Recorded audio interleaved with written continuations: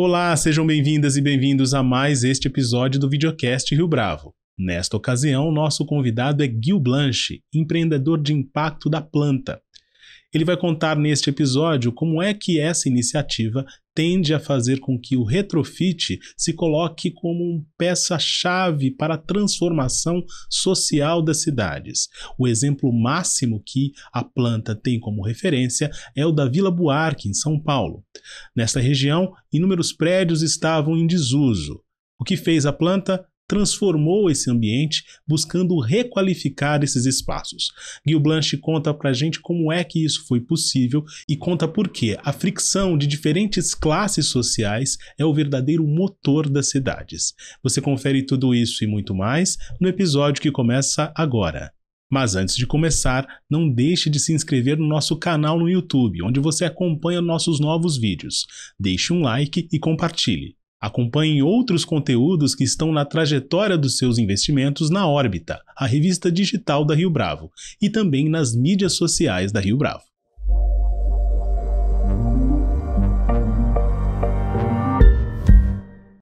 Gil Blanche, é um prazer tê-lo aqui conosco em mais esse episódio do Videocast Rio Bravo. Muito obrigado pela sua participação. Obrigado por me receber. Que prazer. Gil, eu queria pedir para você começar contando um pouco da sua história. Você não é nascido em São Paulo, mas adotou São Paulo, digamos assim, como seu espaço de vida e também um local de trabalho onde você desenvolve seus projetos. Como é que foi que aconteceu essa passagem, essa chegada? Olha, eu nasci em Goiânia. Fiquei em Goiânia até os 16 anos, aproximadamente. Tive uma infância livre, numa cidade planejada. Goiânia é uma cidade planejada, cidade dos anos 30, linda, super arborizada. Foi uma infância, uma adolescência ótima do ponto de vista urbano, que Goiânia realmente é uma cidade que entrega uma qualidade de vida muito elevada, mas do ponto de vista acadêmico, vamos dizer assim, foi bem conturbado, né? Eu passei por muitas escolas, era daqueles alunos que tinham boas notas, mas o comportamento questionável. E isso me levou a sair de Goiânia muito cedo. Eu fui fazer intercâmbio no Canadá e depois já fui para Israel e emendei.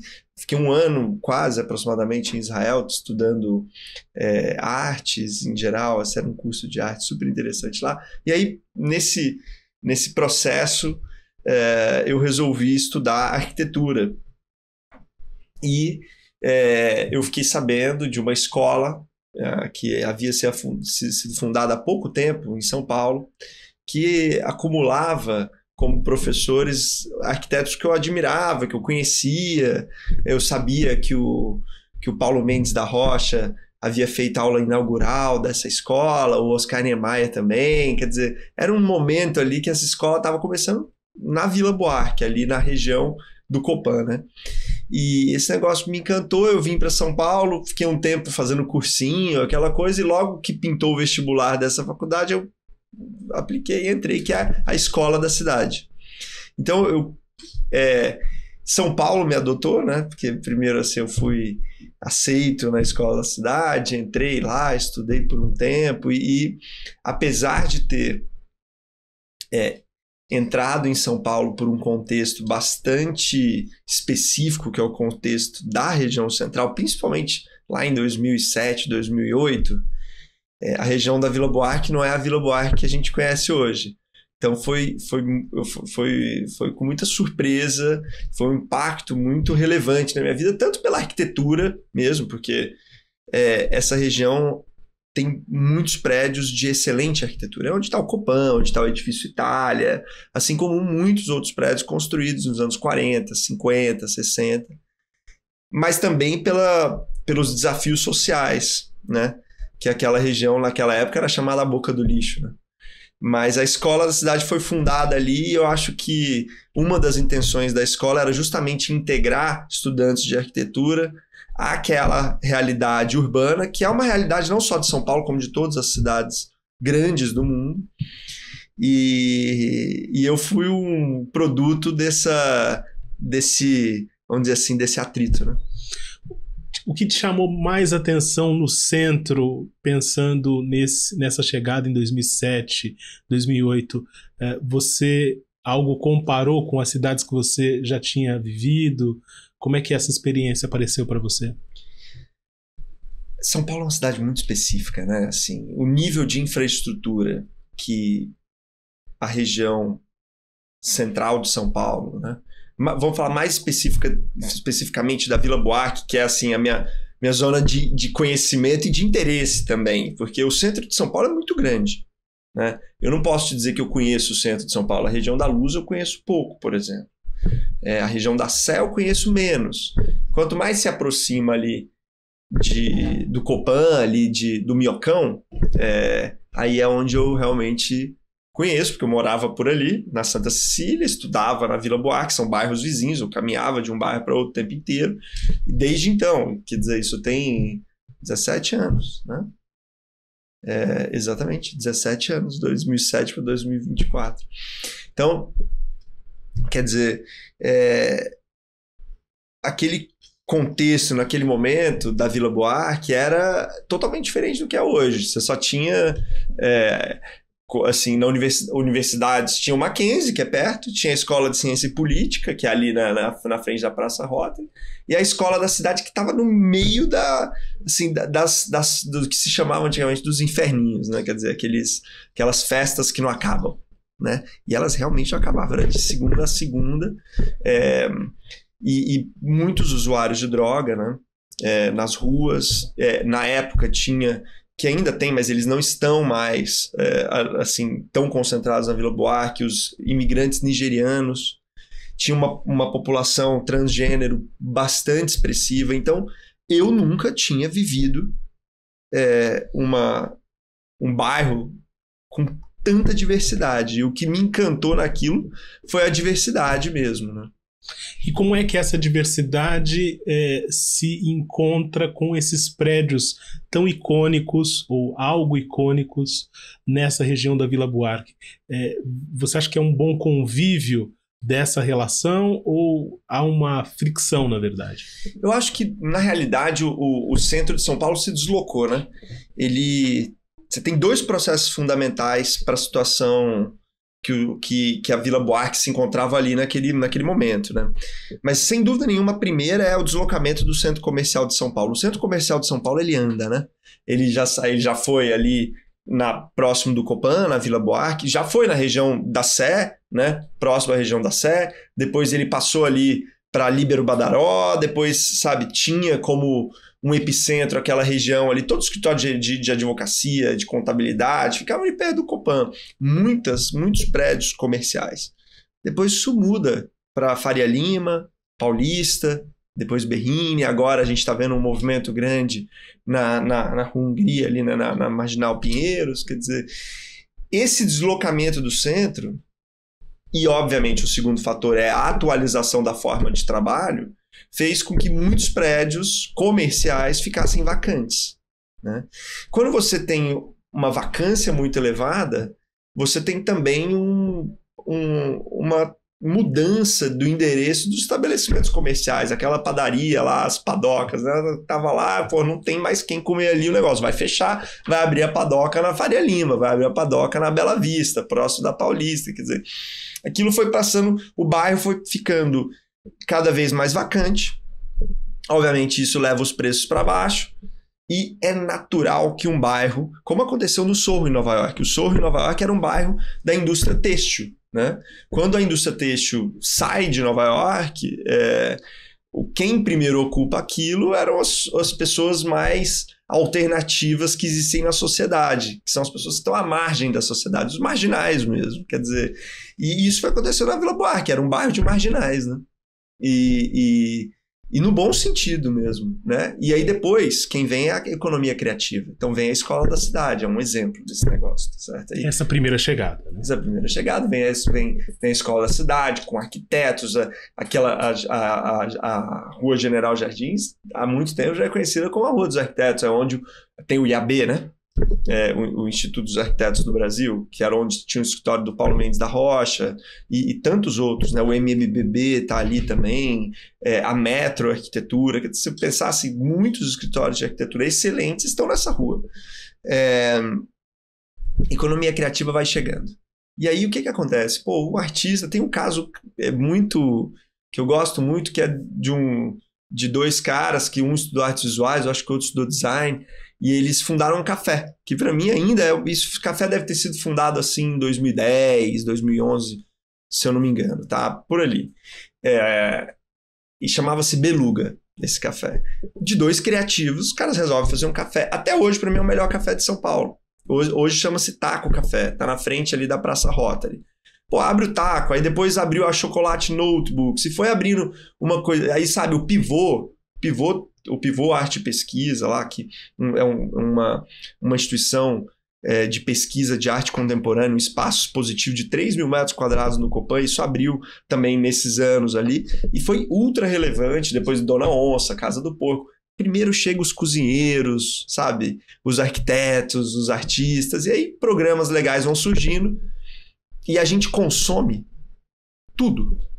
A gente consome através das imagens que são criadas por esse público. Esse público criativo que leva o grande público ao consumo, certo? Isso o marketing é isso, né? Então o fato da Vila Buarque hoje estar no hype, região Santa Cecília, Vila Buarque, estar no hype tem a ver com essa presença orgânica das pessoas da economia criativa, que chega pelos criativos primeiro. Perfeito. Eu acho que isso não é só em São Paulo, claro. Não. Isso aconteceu no mundo inteiro. Se você olhar para cada cidade, aonde o aluguel foi para baixo, chegaram os marginais, a economia criativa, e depois você vai passando por um processo que o que a gente tenta acreditar que vai acontecer na Vila Buarque é um processo de convívio e não de substituição desse público, né?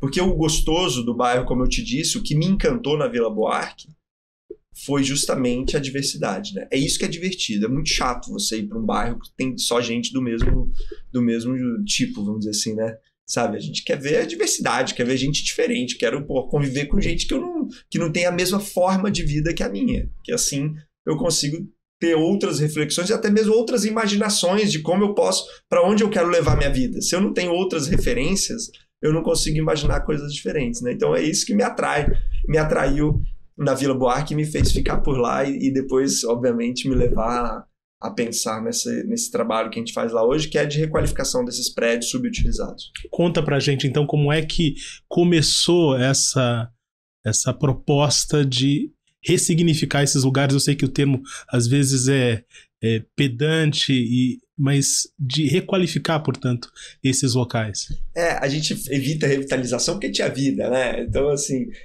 mas a requalificação parece fazer sentido. Assim, a gente faz uma requalificação com mudança de uso, né? Essa requalificação com mudança de uso, ela é uma tentativa de atualização do imóvel para se adequar à condição da vida contemporânea. Quer dizer, você antigamente tinha lá um escritório que ocupava aquela laje comercial, com o pé direito que não se adequa ao pé direito necessário hoje para passar as instalações, etc, etc. Esses lajes comerciais foram ficando vazias e o que a gente acha é que, com esses programas de rua que a economia criativa levou para Vila Buarque, em algum momento teria demanda para moradia. Certo? Demanda para moradia, assim, de curta, média e longa duração.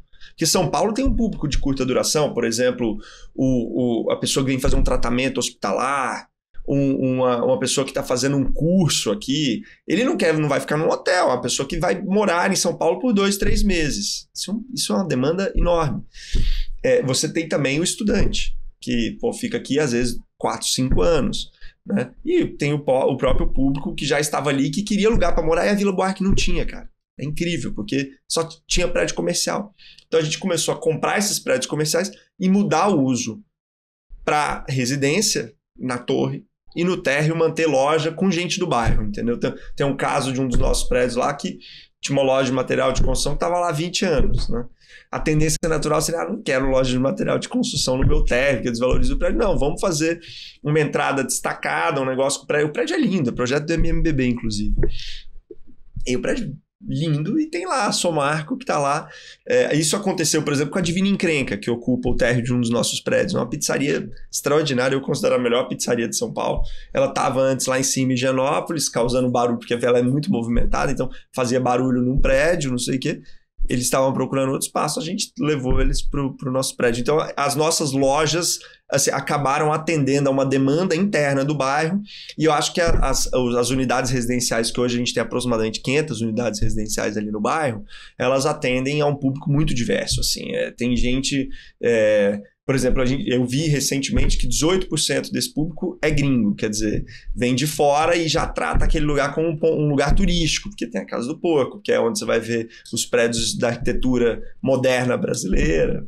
Então, é um pouco esse o trabalho, entendeu? Transformar prédios vacantes, comerciais, em prédios residenciais ocupados. Nossa média de ocupação é 95%. E tem sido 95% desde o primeiro empreendimento, ou isso foi escalando ao longo do tempo, viu? A estratégia de ocupação não é nossa, do operador, é da Tabas, que hoje é Blue Ground, né, uma multinacional. A Tabas é uma operadora brasileira que foi comprada pela Blue Ground, que é uma operadora multinacional. Quando a gente começou era só Tabas. E a Tabas tem uma estratégia muito inteligente de ocupação, que ela começa a operar o prédio, ao invés dela estabelecer o prédio só para contratos de long stay, né, de longa duração, eles estabilizam o prédio muito rápido para short stay, então para curta duração, né, para demandas mais pontuais, e depois esses contratos vão substituindo. Mas o ramp-up, né, que é essa curva de estabilização, ela não é lenta, não. Mesmo desde o primeiro prédio, eu diria que levou uns 3, 4 meses para atingir. Não, talvez um pouco mais no primeiro prédio, uns 6 meses para atingir 95% de ocupação. No Renata, Renata é o último empreendimento que a gente inaugurou na Vila Buarque. A gente no segundo, terceiro mês já estava com 70%, 80% de ocupação. O Renata é um marco, não só por ser o último, mas porque ele tem essa presença icônica de construção para vocês? Eu acho que o Renata, na verdade, assim, ele é considerado um patrimônio da cidade de São Paulo, né? Ele é um prédio tombado, ele faz parte de um tombamento que se chama São Paulo Moderna, que compreende 5 prédios, que é a paisagem que o Departamento de Patrimônio Histórico considera um símbolo do modernismo paulistano, assim. Então é São Paulo Moderna, que é o Copan, né? O Edifício Itália, aquele prédio que a gente chama do Bradescão ali, na frente do Copan, que existe, mas não era para existir, mas o volume é aquele, projetado por Niemeyer, mas ele foi feito de um jeito ali, mas ele está no meio, e o edifício Hilton e o conjunto do Renata Sampaio, que é o Renata mais o conjunto ABC ali na frente. E esse é São Paulo Moderno. Então, ele é um landmark, né, da cidade. Projetado pelo Oswaldo Bratti, que é um dos arquitetos mais elegantes que o Brasil já produziu. Tem coisas incríveis do Oswaldo. E eu acho que esse prédio é talvez um dos prédios que, assim, sintetiza a obra do Oswaldo Bratti, porque ele tem o térreo com uso comercial, né? Então esse térreo, assim, de certa forma, sob pilotis, né? Com esse uso comercial no térreo, que é um dos princípios da arquitetura moderna. Ele tem o teto verde, né? Que é onde tem aquele terraço que a gente acabou construindo uma piscina icônica nesse terraço, né? É o terraço jardim, né? Ele tem o brise soleil, que também é um dos 5 princípios lá da arquitetura moderna, que o Bratti fez de uma maneira tropical, que é o cobogó, né? As plantas são plantas típicas, ou seja, ele é um prédio moderno, né? Com todos os princípios, mais do modernismo, mais a brasileira, né? Com esse cobogó, né? Com esse elemento vazado que vem lá dos muxarabis, dessa influência portuguesa, e que a gente usou de uma maneira extraordinária nas nossas fachadas. O prédio inteiro de cobogó, um prédio lindo. E ele já era um prédio icônico, mas ele estava com uma ocupação baixíssima. Você imagina um prédio de 6 mil metros quadrados, ele estava com 3 ou 4 locatários. Era nada. Uma ocupação irrisória. A gente substituiu essa ocupação e transformou o prédio em residência, mais para curta temporada. curta e média, tem gente morando lá, tem um público super interessante que mora lá, inclusive, mas tem vários restaurantes também, tem um restaurante que fica ali, que é um bar de piscina, que é o Parador, embaixo, o nosso grupo Planta com o pessoal do No, então a gente está fazendo 3 operações lá de bar, café, restaurante, tudo isso conectado assim para uma biblioteca, um negócio bem interessante.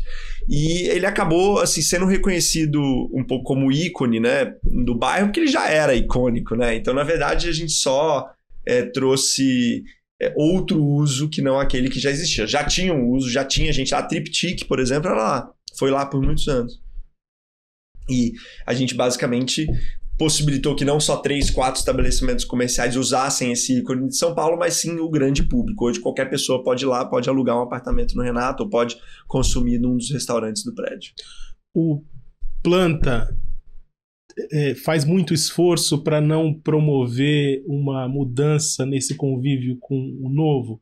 Me refiro não só aos restaurantes, mas também a essa ocupação que chega. Como é que é essa condução, digamos assim, entre cristais, para que não haja uma alteração muito grande na estrutura, ou ainda para que o prédio em si não perca esse vigor, essa vivacidade? Nós somos extremamente preocupados com o que tem de importante simbolicamente para a cidade, né? Esse prédio, ele é muito representativo para a paisagem urbana. A gente acatou todas as diretrizes dadas pelo Departamento de Patrimônio Histórico, muitas delas extremamente questionáveis, até por profissionais da própria prefeitura. Diziam que a gente não deveria aceitar, mas a gente aceitou. Vou te dar um exemplo. Os caixilhos originais do prédio, que são de madeira, quando a gente tirou, porque a gente recuou o caixilho fazendo varandas ali próximo ao Cobogó, o Departamento de Patrimônio Histórico compreendia que aqueles caixilhos tinham que ficar lá como um registro histórico. Então você vai no Renato, no meio da varanda tem lá uma estrutura de madeira sem vidros. Negócio que as pessoas falam, que história é essa? Por que você vai recuperar um caixilho que não vai ter função? Né? Mas no final ficou um elemento escultórico lindo, eu acho que fez todo sentido. Então a gente tenta preservar. Tem um caso muito interessante de um dos prédios nossos, que é o Madalena Laura. Madalena Laura tinha um corrimão todo de latão, você imagina. Só que isso não se adequa mais às nossas normas restritivas do Corpo do Bombeiro. Eu brinco que se Nova York tivesse as regras de Corpo de Bombeiro que a gente tem em São Paulo, não teria um restaurante em Nova York, né? Mas a gente no Brasil, a gente acata tudo, né? Assim, respeita porque não tem outro jeito e tá certo, tá tudo bem. A gente teve que tirar esse corrimão de latão, imagina. E aí tinham peças de latão, que é um material super nobre. O que a gente fez? A gente usou esses corrimãos para fazer o novo puxador do prédio, a comunicação visual do prédio, entendeu? Então, a gente tenta reutilizar os materiais que são nobres, que têm valor, não só reutilizar a estrutura do prédio, que já, por si só, um retrofit, ele polui 70% menos do que um greenfield, um prédio do zero, né?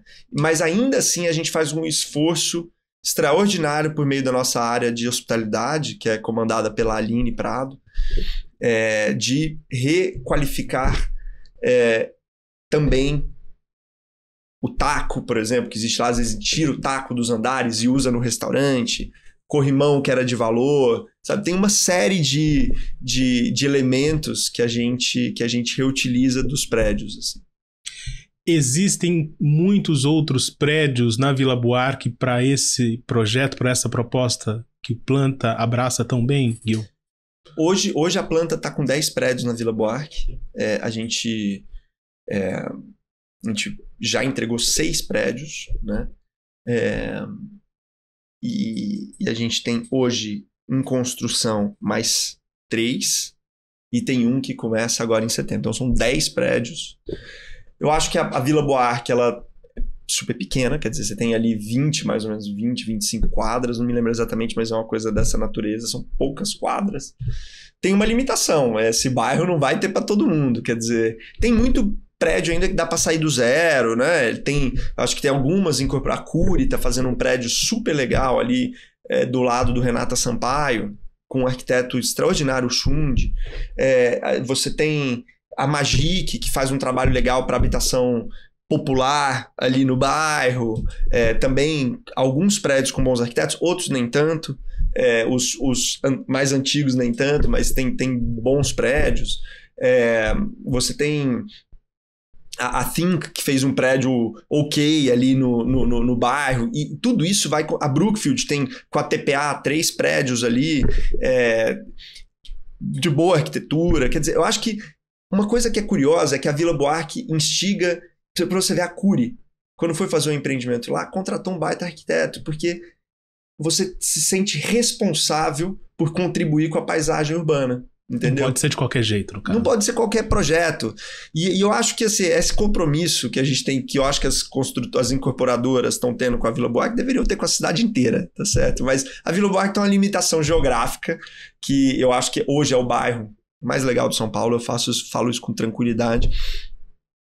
Os turistas já entendem isso. Todo mundo que chega em São Paulo quer ir na Tóquio, quer ir na Casa do Porco, quer ir no Renata, sabe? Tem um monte que quer ir na Dona Onça, sabe? A Janaína Rueda teve um papel extraordinário no bairro, sempre movimentou aquilo. Querem ir no Pivô, querem ir lá na livraria Gato Sem Rabo, na livraria Mega Fauna. É um bairro turístico, né? É um bairro que já virou um ícone. Eu brinco que é a Vila Madalena dos anos 2000, entendeu? Que foi o mesmo processo da economia criativa, chega, aquela coisa. E Vila Madalena já foi bairro dos cortiços, né? Quer dizer, é o mesmo processo que eu te descrevi da Vila Buarque. Então, o mercado, quem comprou, quem não comprou, que compre logo, porque esse negócio tá acabando, entendeu?